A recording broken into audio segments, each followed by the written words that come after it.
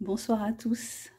J'espère que vous allez bien, que vous avez passé une bonne journée. Alors, quelle est l'énergie de la journée? Est-ce que vous vous êtes ressourcé aujourd'hui?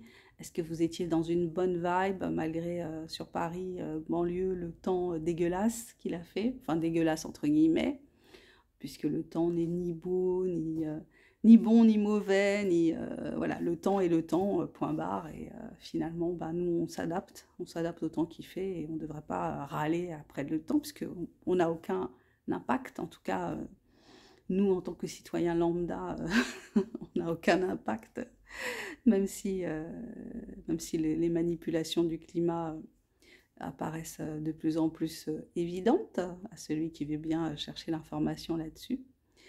Donc, bah écoutez, j'espère que vous êtes dans une bonne énergie et que vous allez bien. Donc, me revoilà ce soir. Bah, j'avais envie de vous parler un petit peu de l'actualité, surtout autour des enfants, autour de la façon dont on prend soin des enfants, de nos enfants, des enfants des autres, et de la façon aussi dont les institutions ne prennent pas forcément soin de nos enfants, ou alors en tout cas tiennent des discours, font des propositions qui doivent nous mettre en alerte. Donc moi je suis en alerte actuellement par rapport à tout ce qui est éducation sexuelle entre grosses guillemets, parce que ce n'est plus de l'éducation sexuelle qui est prônée, c'est une espèce d'institutionnalisation de la perversion. En tout cas, c'est comme ça que je le ressens et c'est comme ça que je vous le dis. Voilà, donc les enfants n'ont pas à entendre parler de transsexualité, ils n'ont pas à écouter des contes racontés par des drag queens, enfin c'est des trucs complètement... enfin c'est délirant en fait, on essaye de normaliser, de banaliser ce qui ne l'est pas. C'est pas normal, c'est pas banal. Et les gamins, ben, il faut qu'on les préserve en fait de cette espèce de folie ambiante, de dérapage en fait continuel pour nous faire croire que ce qui met en danger les enfants, eh ben, on doit l'accepter. Non, nous, en tant que parents, ben, on doit se positionner. Il ne faut pas avoir peur de se positionner. Moi, pendant toute la période Covid, pendant tous ces protocoles que je trouvais une folie pour la santé mentale, la santé physique et mentale des enfants, ben, je me suis toujours positionnée.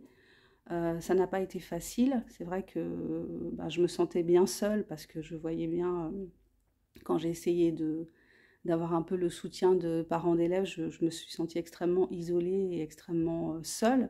Mais il n'empêche que ben, j'ai tenu bon, je suis restée campée sur mes positions. Et je pense que ben, on a à faire ça, même si on se sent seul, même si on ne sait pas trop...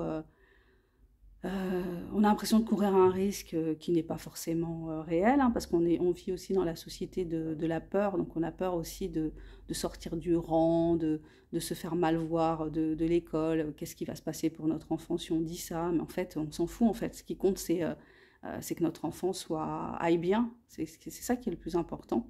Donc il ne faut pas hésiter à se positionner.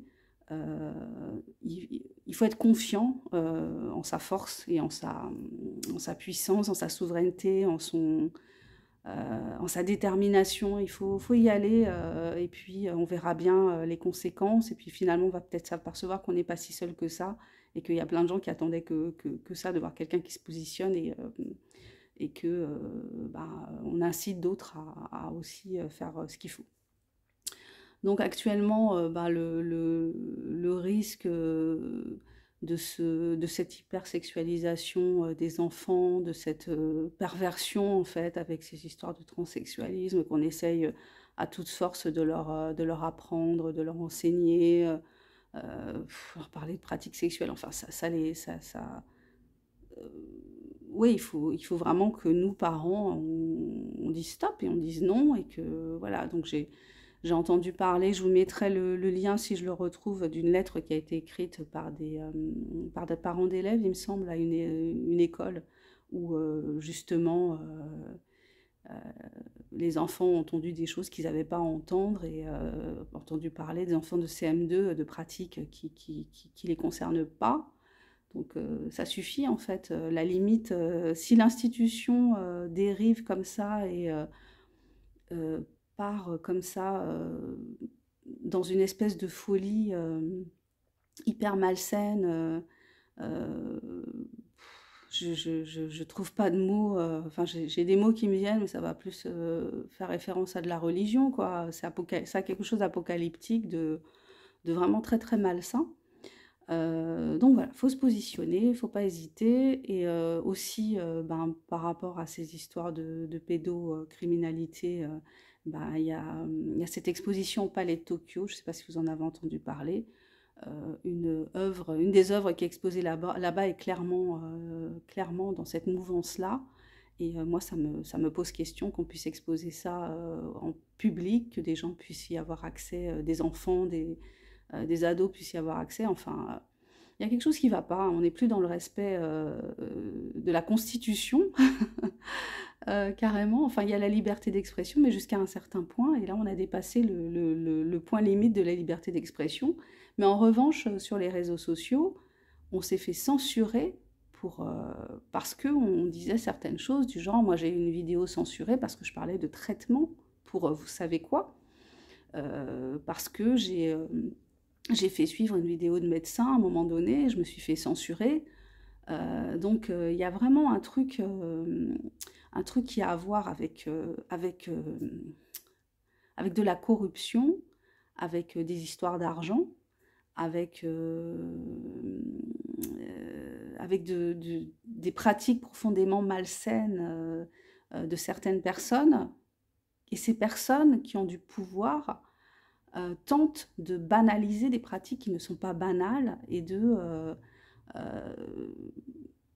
voilà, de les mettre en avant. Il y a également une exposition au cœur même de l'Union européenne. Il y a une exposition qui met en scène des violences faites aux enfants. Donc il faut savoir ça aussi. Et ça, c'est quand même très très grave en fait que ces institutions infiltrées finalement par des gens qui sont censés représenter le peuple mais ne représentent qu'eux-mêmes, ou alors des élites, des élites qui sont complètement en décalage par rapport à nos valeurs et qui sont à milieu de nous en fait, hein, au niveau des valeurs morales, des valeurs éthiques. Donc il faut qu'on soit vigilant, il faut qu'on fasse notre job d'humain avec une éthique et avec une morale, même si ça paraît des mots un peu délirants aujourd'hui, enfin pas délirants, mais obsolètes, on dirait, que la morale, l'éthique, ça n'existe plus, le respect de la loi, ça n'existe plus, le respect des valeurs, ça n'existe plus. Euh, Donc c'est important, il faut s'en rappeler. Je rigole parce qu'en fait, quand on dit ça, on passe un peu pour quelqu'un qui a des idées de droite. Et c'est vrai qu'aujourd'hui, si on me demande t'es de droite ou t'es de gauche, je ne vais pas pouvoir répondre d'une manière aussi tranchée que je pouvais répondre avant à ce genre de questions. Parce qu'aujourd'hui, en fait, j'écoute ce que disent les gens. Donc il y a des gens de tous bords que j'écoute. Il y a des gens de droite que je n'aurais pas écouté avant, donc je prête attention, je prête oreille. Voilà, donc on n'est plus dans cette espèce de dichotomie, voilà, il y a la droite, il y a la gauche. Maintenant, il y a plein de nuances, il faut écouter les gens. En fait, c'est les personnes que j'écoute, c'est les personnes que je regarde. Je suis attentive à leur discours, donc il y a des choses que je prends, il y a des choses que je ne prends pas. Mais c'est plus... Enfin, on a basculé, hein, depuis le Covid, de toute façon, on a basculé. Voilà, bah écoutez, c'était ça que je pense important de partager avec vous ce soir, d'être vigilant par rapport à nos valeurs, par rapport à nos enfants, par rapport à ces institutions qui ont l'air d'être toutes puissantes, mais qui ne le sont pas. Elles ne sont pas toutes puissantes. Euh, Mes enfants, c'est moi qui les ai portés. C'est moi qui les fais grandir, c'est moi qui les élève, c'est moi qui les aime. Voilà, donc l'institution, elle est là, mais c'est pas l'institution qui décide, c'est moi qui décide. Et si l'institution est malveillante, comme elle a pu l'être pendant 3 ans avec nos enfants, avec tous ces protocoles qui ont maltraité nos enfants, et d'ailleurs dont on attend toujours de la part du gouvernement. Nous n'avons jamais eu une étude d'impact sur ce que ça a pu faire souffrir, de la façon dont ça a pu faire souffrir nos gamins. Il y a juste il y a une association qui s'appelle les Mamans Louves qui a sorti une étude d'impact sur les conséquences de ces protocoles sur les enfants qui est très très intéressante. Voilà, donc il y a des pédopsychiatres, des psychologues des pédiatres aussi qui ont analysé l'impact de ces protocoles, d'ailleurs totalement hors sol, voilà, les conséquences qu'ils ont eues sur les gamins. Mais par contre, le gouvernement, non, lui, n'a jamais fait ce travail-là qu'il aurait dû faire. Donc voilà, donc les institutions, elles sont là effectivement, mais les institutions, elles sont censées bien traiter et prendre soin d'eux, et si elles ne le font pas, elles ne sont plus légitimes, donc on ne les respecte plus. En tout cas, moi, je ne les respecte pas quand elles ne sont pas légitimes. Ok, bah écoutez, je me présente pour ceux qui ne me connaissent pas, donc je suis Sandra Ganval, je suis écrivaine indépendante. Donc sur cette chaîne, je partage des réflexions sur la société telle que je la vois, sur la lecture, l'écriture. Donc là, j'ai démarré une série de vidéos où je vous parle un petit peu de mon ressenti de ce monde qui est en train de partir en sucette. Je vous invite à découvrir mon travail d'écrivaine. Donc tous mes livres sont disponibles sur Amazon et je vous invite à les découvrir. À les lire, à les acheter, à les lire, à les partager. Et puis voilà, donc j'écris dans des domaines... enfin, je suis auto-éditée, donc pour moi l'auto-édition c'est le choix de la liberté. Donc ça veut dire que j'écris ce que j'ai envie d'écrire, tout en respectant les valeurs qui sont les miennes. Et voilà, dans des styles différents. Donc je vous invite à aller voir un petit peu ce que je fais et puis à me faire des retours. Ce sera très très agréable de vous compter parmi mes lecteurs, d'avoir plus de lecteurs, de voir décoller mes ventes de livres et puis d'avoir plus de lecteurs.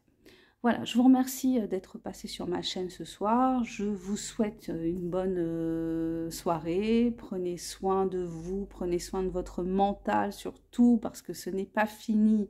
Les révélations, elles vont continuer. Alors voilà, je suis pas, je suis pas voyante ou inspirée ou je ne sais pas comment. En guidance ou quoi que ce soit, mais bon, c'est des choses qu'on arrive à percevoir, à sentir quand même si on s'arrête un peu, si on réfléchit un petit peu, on voit bien que ça s'accélère et qu'on est en train de découvrir beaucoup de choses et que ça va secouer et choquer pas mal de gens qui ne sont pas préparés. Donc préparez-vous parce que ça va être dur. Ça va être dur, mais salutaire, je pense. Je vous embrasse. Je vous dis à bientôt pour la prochaine vidéo. Bye bye.